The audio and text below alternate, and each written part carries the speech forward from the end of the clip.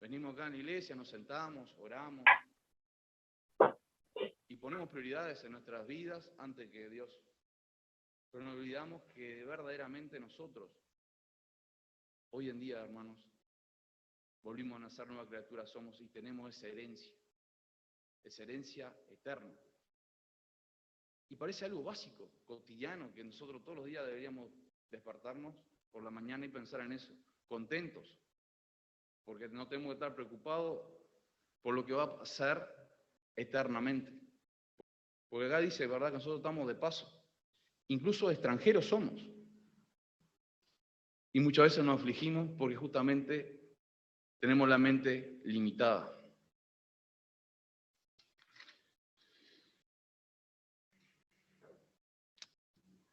Pero no solo eso no dice Pedro, sino que también nos habla, ¿verdad?, que esa herencia es incorruptible, o sea, que en verdad no puede ser corrompida, o sea, que está intacta. O sea, no tenemos que estar preocupados, ¿verdad?, porque alguien nos venga a romper, a robar, o que se vaya a desvanecer o se vaya a desgastar. Incontaminada, es una herencia justamente pura. Y, sobre todas las cosas, es una herencia inmerecida. Justamente por eso es una herencia. Quiere decir, ¿verdad?, que si nosotros heredamos algo, no fue que nos esforzamos para tenerlo con el sudor de nuestra frente, sino que simplemente viene de arriba, como ese decimos, ¿verdad? Se nos obsequia, se nos hereda. Pero todo eso tenemos, ¿verdad?, por la gracia de Dios. ¿Mediante qué? Mediante la fe. Como dice el versículo 5, dice, que sois guardados por el poder de Dios mediante la fe.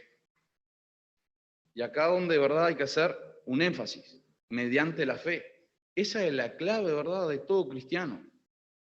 Un cristiano que no tiene fe, no se puede decir cristiano. ¿Qué quiere decir, verdad, el que nosotros tengamos que tener fe? Justamente fe no en nosotros mismos o incluso en lo que vamos a heredar, sino nuestra fe básica y primera debe ser tener fe en Cristo. En que realmente Jesús vino a la tierra y que murió por nuestros pecados. Y que, como dice el versículo 2, somos elegidos según la presciencia. ¿Qué quiere decir presciencia? Antes de que todo esto existiera. Y que incluso nuestra mente, ¿verdad?, y me incluyo, es demasiado limitada para a veces entender eso. Quiere decir, ¿verdad, hermanos?, que Dios al momento cuando creó el mundo, nosotros entramos a ver la creación del mundo, dice que antes de crear, ¿verdad?, ya le había dispuesto que Jesús iba a venir y morir por nuestros pecados. Y también dispuso, ¿verdad?, de la presciencia lo que ya iban a ser salvos. Y eso en verdad es un motivo de discusión muchas veces entre los cristianos. Pero la verdad es que como es todo por gracia, hermanos, y es inmerecido, Dios muchas veces se da a conocer en nuestras vidas. Y ahí es cuando, ¿verdad?, nos marca un antes y un después. Cuando nosotros realmente conocemos y tenemos un encuentro verdadero con Dios, es cuando Dios entra a hacer ese trabajo en nuestras vidas. Entramos, sobre todas las cosas, primero, entramos a cambiar nuestra forma de pensar, para después empezar a cambiar nuestra forma de actuar y así poder ser nuevos, con nuevos hábitos y nuevas criaturas.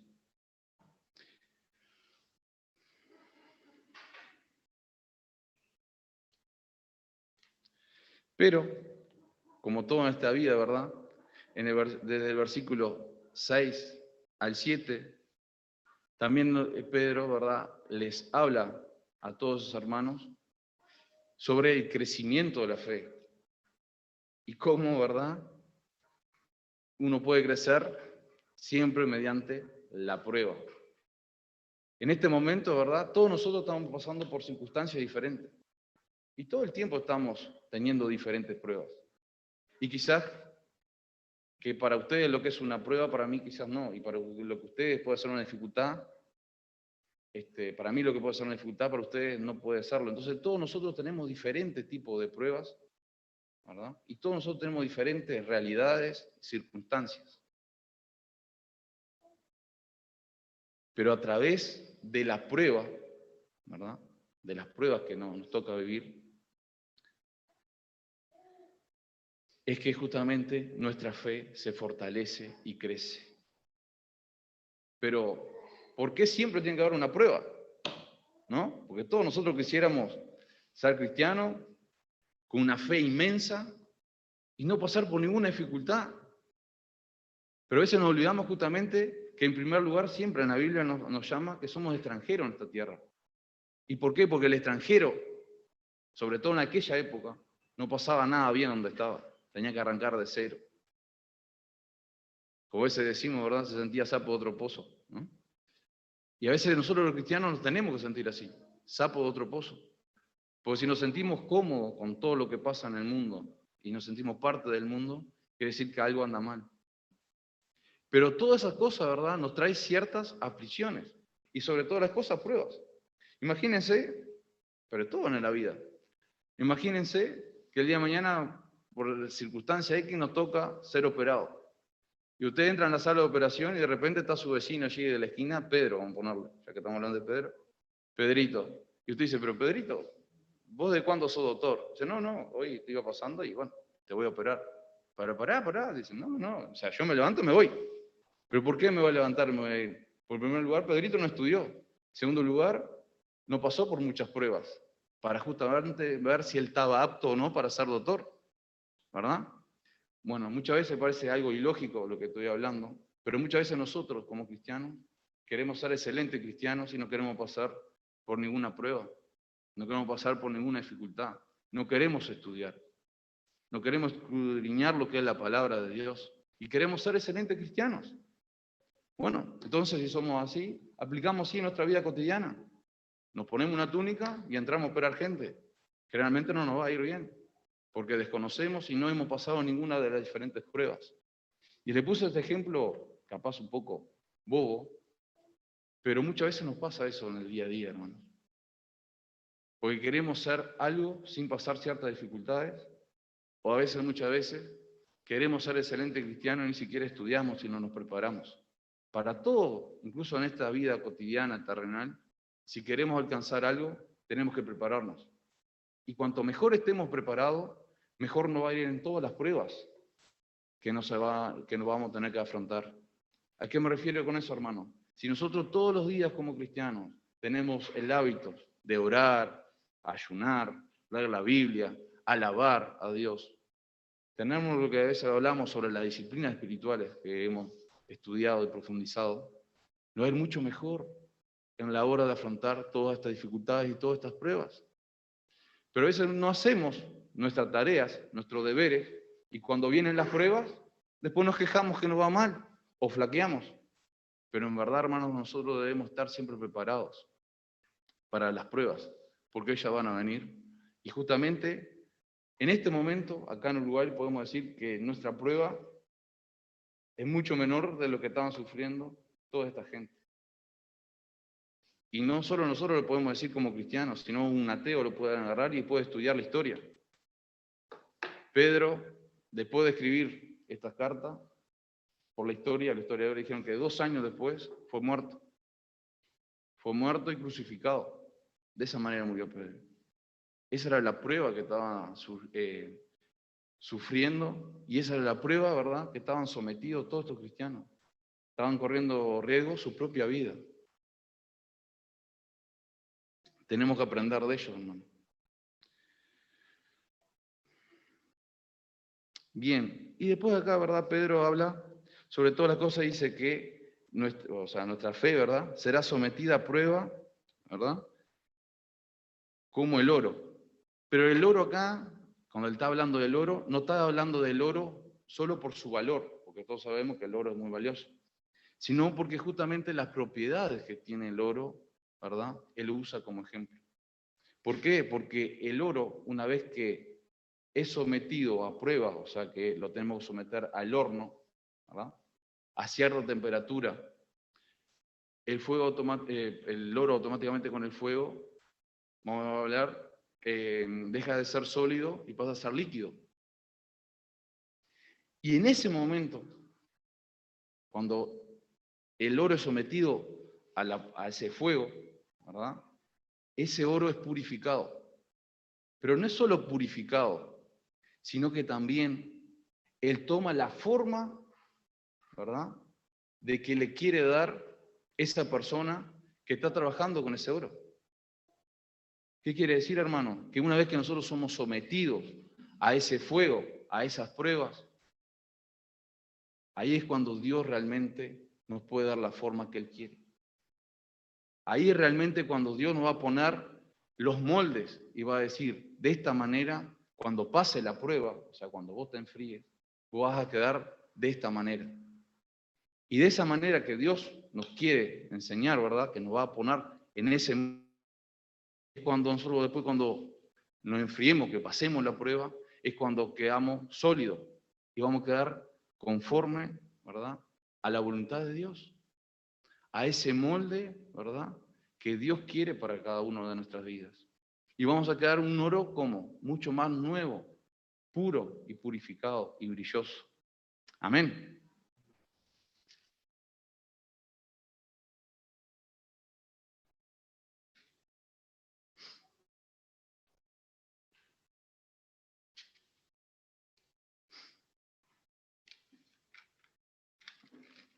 En lo que fue, ¿verdad?, el versículo 8 al 9.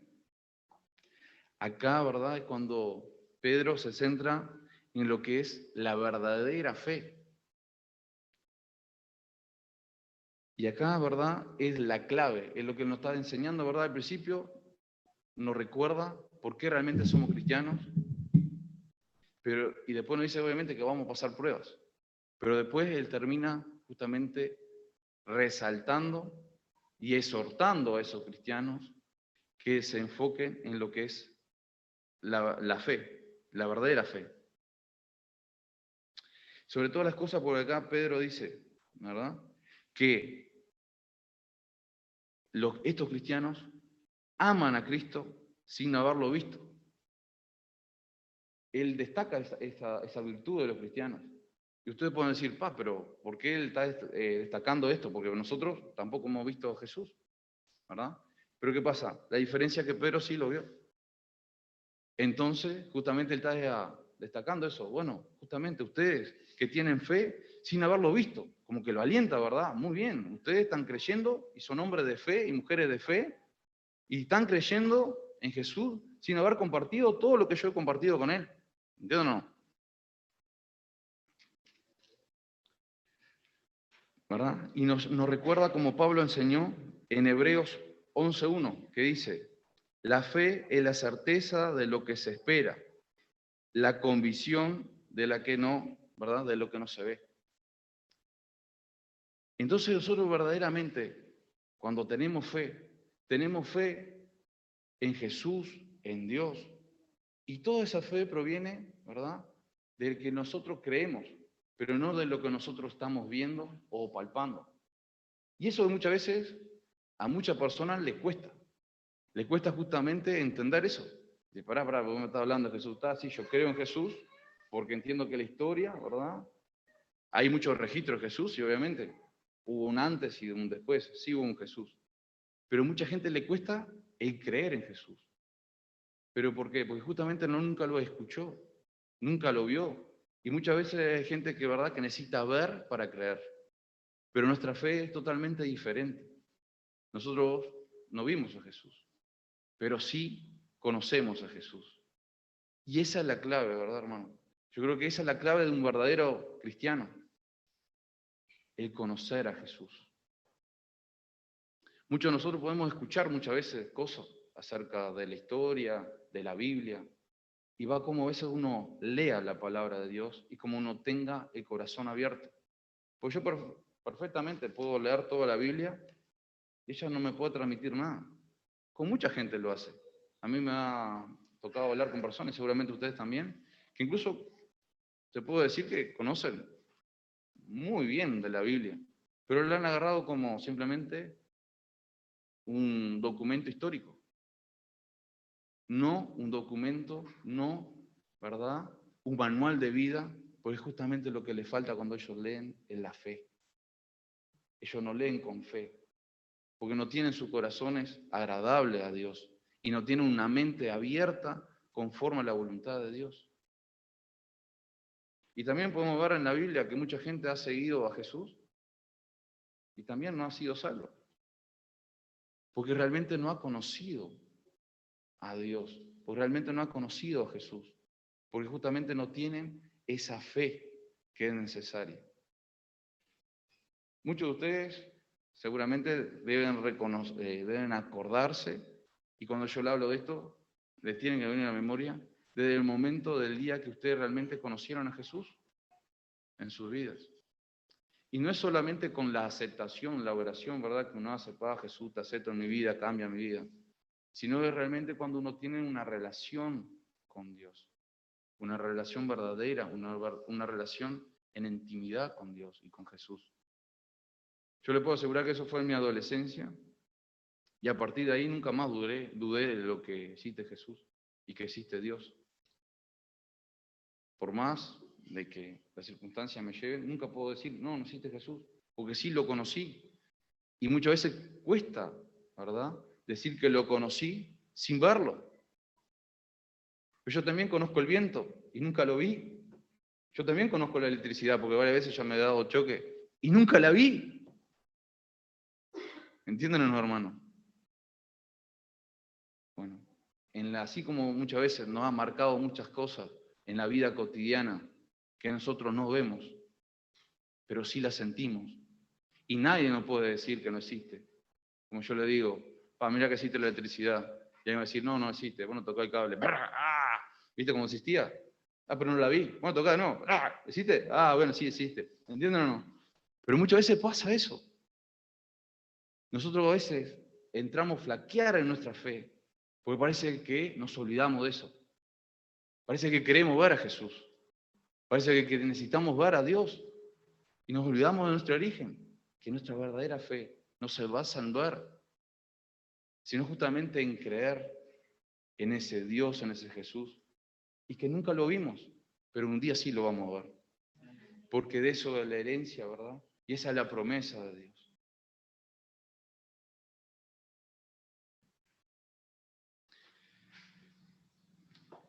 Pero sobre todas las cosas acá él habla, ¿verdad? Y está destacando acá Pedro sobre la fe, ¿verdad? Cristiana, la verdadera fe. En cuanto, ¿verdad? Que él dice que la fe nos alegra con gozo, que no se puede definir con palabras, dice. Y un gozo que da gloria, ¿verdad?, a lo que es el nombre de Dios, el nombre de Jesús. Porque justamente honra a Dios y a Jesús. Porque ahí dice, ¿no? Pues dice, porque, miren, aunque ahora no lo veáis, os alegráis con gozo inefable. Justamente inefable significa indescriptible y glorioso. Entonces, ¿verdad? Acá estamos viendo todas las etapas. Estamos hablando que él arranca hablando, ¿verdad?, de justamente nosotros estamos acá, o que somos cristianos por gracia. Después nos habla, ¿verdad?, y lo alienta cuál fue su verdadero motivo de la fe. Porque ellos están creyendo en algo, en Jesús, sin haberlo visto. Y le recuerda, ¿verdad?, todo ese fundamento de la fe. Y después le dice, sí, es cierto, ustedes están en aflicción. Porque como le dije al principio, ustedes eran extranjeros. No van a estar pasando bien. Pero, ¿qué dice sobre la verdad de la fe? Que cuando vienen todas esas pruebas, el verdadero cristiano lo afronta con gozo. Y un gozo no cualquier gozo, no con cualquier alegría, sino una alegría inexplicable. Y nuevamente decimos, hermano, ¿qué me está diciendo? Que cuando venga la prueba tengo que estar contento, alegre, no puedo estar llorando, no puedo ponerme triste. No, hermanos, si incluso sería ignorante de mi parte si le dijera eso. Porque si entramos a leer las Biblias, David, con tanto nos gustan a nosotros los salmos y todo lo demás. Fueron momentos duros. Y seguramente muchos ¿verdad?, de los autores que han escrito nuestra Biblia pasaron por momentos difíciles, como ahora le toca a Pedro. Y sí, estoy seguro que lloraron, sí, estoy seguro que se sintieron mal, pero la diferencia es que ellos permanecieron en la fe. Y le aseguro que no es lo mismo afrontar una dificultad solo que acompañado. Y no solo acompañado, sino justamente acompañado por lo que es la palabra de Dios, el amor de Dios, ¿verdad? Y recordando de que de verdad nosotros acá estamos de paso, y que de verdad nosotros acá somos extranjeros, y que en verdad acá nosotros no tenemos que aferrarnos a nada, porque de verdad Dios tiene una herencia que es eterna, justamente es herencia inmerecida, pero es eterna. Y esa herencia es una vida eterna, pero no una vida eterna en sufrimiento, en agonía, sino al contrario, todo lo contrario, hermano. Es una vida eterna, o sea, incluso no nos cuesta entender lo que es la eternidad, porque nosotros estamos acostumbrados a que nacemos y bueno, y un día nos va a tocar partir de este mundo. Y muchas veces incluso nos ponemos tristes, porque lo vamos a extrañar, porque queremos seguir viviendo. Pero el verdadero cristiano, ¿verdad?, tiene esa fe, ¿verdad?, diciendo, yo tengo que alcanzar lo que es esa salvación. Yo tengo que alcanzar ese lugar eterno, donde justamente, si entramos a leer lo que es toda la parte, ¿verdad?, del nuevo paraíso, una maravilla, sin sufrimiento, ¿verdad?, de alegría, gozo. Es más, entramos a leer todo eso y nos da ganas de ya de ir. Pero claro, siempre queremos que venga Jesús, no queremos morir, ¿verdad? Más que venga Jesús una vez. Pero bueno, hermanos, a lo que voy con todo esto. Si nosotros estamos enfocados en lo que es la palabra de Dios y enfocados en la verdadera fe, no importa las circunstancias que ustedes estén afrontando en el día de hoy. No sé si es la tristeza, si es la angustia, si es que justamente están sobreexigidos por su trabajo, afligidos, si tienen problemas de salud, si tienen problemas con el vecino, si no quieren estudiar para la prueba que les toca. No sé, hermano. Todos nosotros tenemos diferentes tipos de pruebas. Pero la verdadera fe, ¿verdad?, es cuando caminamos con Jesús y con Dios en todo camino. En primer lugar debe estar Él y debemos de enfocarnos en eso. Y debemos de dejar que justamente cuando estamos en el horno, que Dios nos amolde a su manera. Pero que sea Dios el que nos molde a su manera. Para que cuando pase todo esto, podamos estar brillando con un molde agradable al de Dios y que, sobre todas las cosas, seamos más valiosos de lo que éramos antes. Amén.